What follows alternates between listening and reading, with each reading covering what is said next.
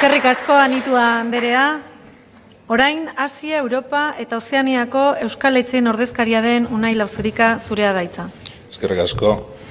Eusko Legebiltzarreko lehendakaria, kanpo harremanetarako idazkari nagusia, gobernuko kideak, legebiltzarkideak eta batez ere diaspora eta euskal gizataldetako kide eta lagunok, eguerdion, eta komentatzeko azken urteotan euskal diasporak nazioartean duen protagonismoa gero eta nabarmenagoa da. Oihartzun hori ezen posible izango, duela 25 urte etxe honetan onartu zen legea egonez balitz. 8/93 legeari esker bideratu ditugu azken urteotan gure harremanak, nazioarteko euskal gitzataldeen eta Euskal Autonomia Erkidegoko administrazio publikoen arteko hartu emana eta baita ere lan esparruak. Araubide horrek ezartzen du gure arteko elkarlana, garatzeko esparrua eta euskal etxe giza onartzeko baldintzak ere. Modu horretara izendatzen dira eta aintzat hartzen dira bai tradizio historikoko elkarteak, adibidez Argentina, Uruguai edo Kubakoak, 140 urtetik gorakoak, edo izaera berriago eta pixka naziagoa dauzkatenak, adibidez Tokioko euskal etxea edo ni neu natorren Berlingo euskal etxea. Baten batzuk aipatzearren.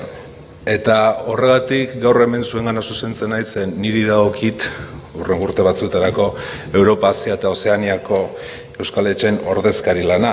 Eta esan behar da gure elkarteko, gure esparruko euskal etxeak ez direla ez da teorikoki diaspora bezala izendatu izan direnak.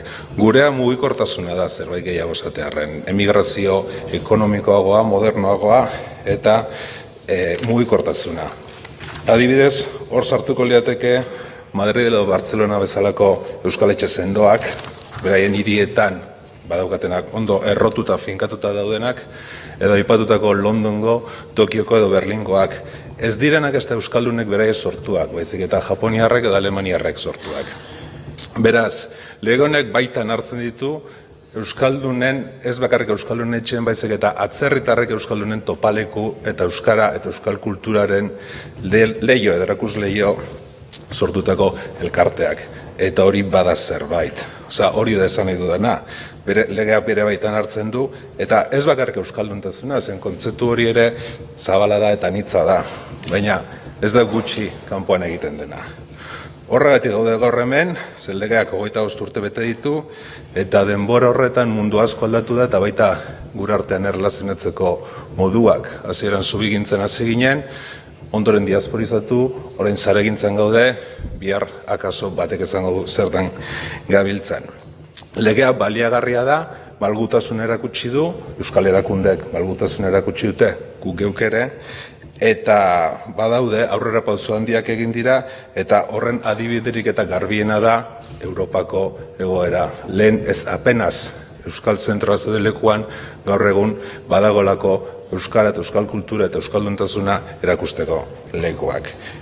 Orduan, aurretik erronka ugari ditugu, gazteria erakarri, sare fizikoak izan direnak mundu virtualean txertatu, eta hor kanpoan dauden euskaldunak eta ekimenak baita gure ganatu zen euskal etxeak nolabait esateko izebergaren urrazaleko tontorra besterik ez gara. Orduan ziur gaude horretarako bidea elkarrekin egingo dugula, eta besterik gabe eskerrik asko.